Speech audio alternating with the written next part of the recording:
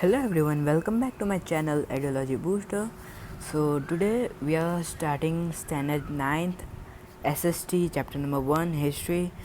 So in this video I am going to cover the full exercise of this chapter. So let's begin with the question number 1. It is answer the following questions briefly. So here are the questions, you can see it.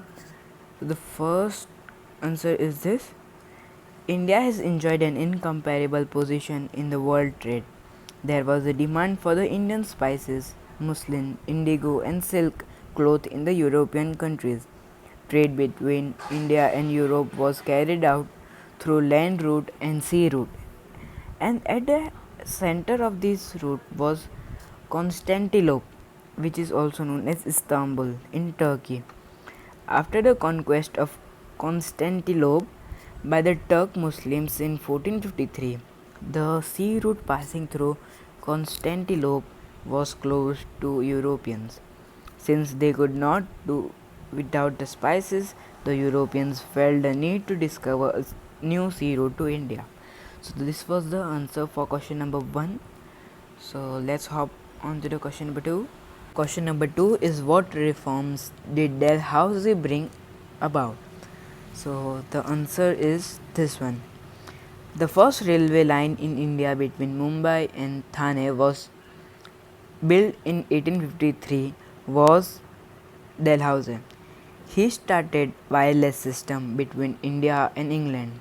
He established public work departments. He introduced English education. He passed laws to ban child marriage and advocated widow remarriage. So the question number 3 is, what were the important terms and conditions of the subsidiary alliance? So this is the answer for this. What were the important terms and conditions of the subsidiary alliance system? First, the army trained by the East India Company government will be provided to the state that accepts the system. In return, the state accepting the system will provide the arms or give away provinces with equipment income to the British. Without the permission of the company, the states will not wage war or sign treaty with other states. There will be one English representative in state assembly. Other foreigners not be employed in the state. So now we will go to question number 4, our last question of question number 1. Which states were annexed during under Dalhousie's policy of annexation? Following states were annexed by Dalhousie: annexation by war, Punjab and Pegu; annexation due to king dying without heir, Satara, Jaipur, Sambalpur, Udaipur, Jhansi, Bhagat and Nagpur; annexation on pretext of mismanagement, Awadh; annexation on pretext of debt collection, Nizam; annexation to end a namesake rule, Karnataka and Tanjore. So now we will go to question number 2. The question number 2 is, answer the following questions in detail. So the first question is, give brief information about the Battle of Plassey. So here is the answer for that. Here is the answer. The Battle of Plassey took place between Siraj-ud-Dowlah, the Nawab of Bengal, and the East India Company. The East India Company had built a fortress around a trade center in Kolkata on the pretext of security reasons. Without taking permission from the Nawab, this fortress was destroyed by the Nawab. A small army led by Robert Clive reached Bengal to protect Kolkata trade center. The British realized that it was not easy to defeat the Nawab. Therefore, Robert Clive resorted to treachery and hatched a plan to defeat the Nawab. Nawab's commander-in-chief Mir Jafar and Seth Ami Chand were coaxed to work against the Nawab. The British declared the war at Plassey on the pretext that the Nawab was unnecessarily harassing the people. Siraj-ud-Dowlah was defeated in the Battle of Plassey. As a result, Mir Jafar was made the Nawab of Bengal. the company got freehold over 24 parganas. The foundation of the company's rule in India was laid. The answer number 2, the question of answer number 2 is explain the economic impact of the company rule in India. Here is the answer. The economic impact of the company's rule on India, which had an inviolable position in the world in the previous centuries, became merely a country that produced raw materials for England and prospective market for goods produced in English factories. Bengal exported cotton cloth, raw silk, sugar, jute, and muslin between 1708 and 1756. However, the glitter of economic prosperity faded away after the introduction of the diarchy dual power policy during the reign of Clive. The unfair revenue collection policy by the company made the Indian peasants a debtor. The British government imposed unfair taxes on the Indian cloth industries. They adopted various deceitful practices to ruin the prosperous India cloth industries which collapsed completely. The Indian artisans became poor and unemployed. The company traders forced the weavers in Bengal to sign a contract for providing a definite quantity of cloth in a short period.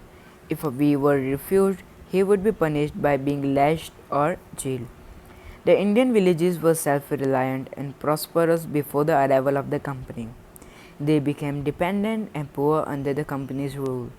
In this way, the company rule had adverse impact on the agriculture, cotton industries, trade and commerce in India.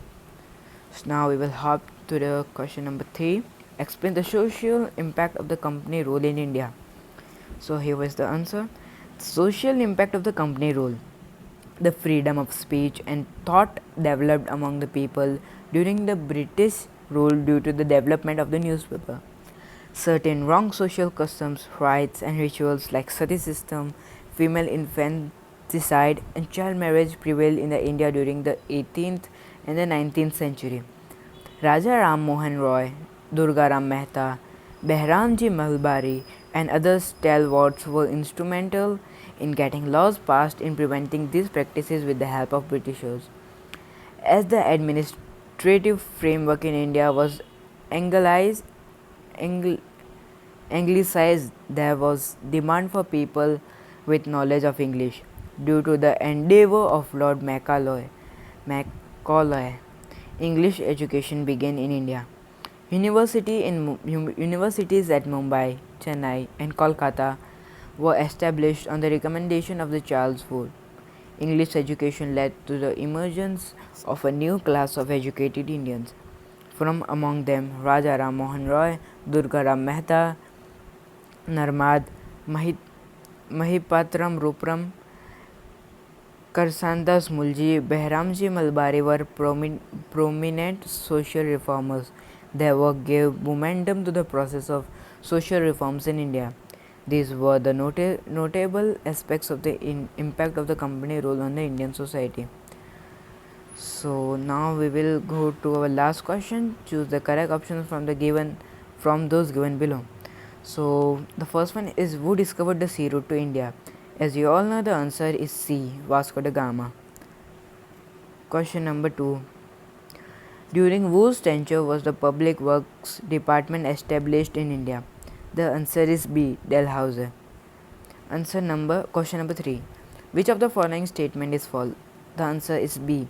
The company got a freehold over 24 parganas of Bengal due to the Battle of Plassey. Question number 4. Who became the first Governor General of India? It was A, Warren Hastings. Question number 5. With whom did the British fight the Third Mysore War? The answer is A, Tipu Sultan. So that's it for this video. I hope you liked this. I hope this was educational and useful to you. Don't forget to subscribe, like and comment. Bye.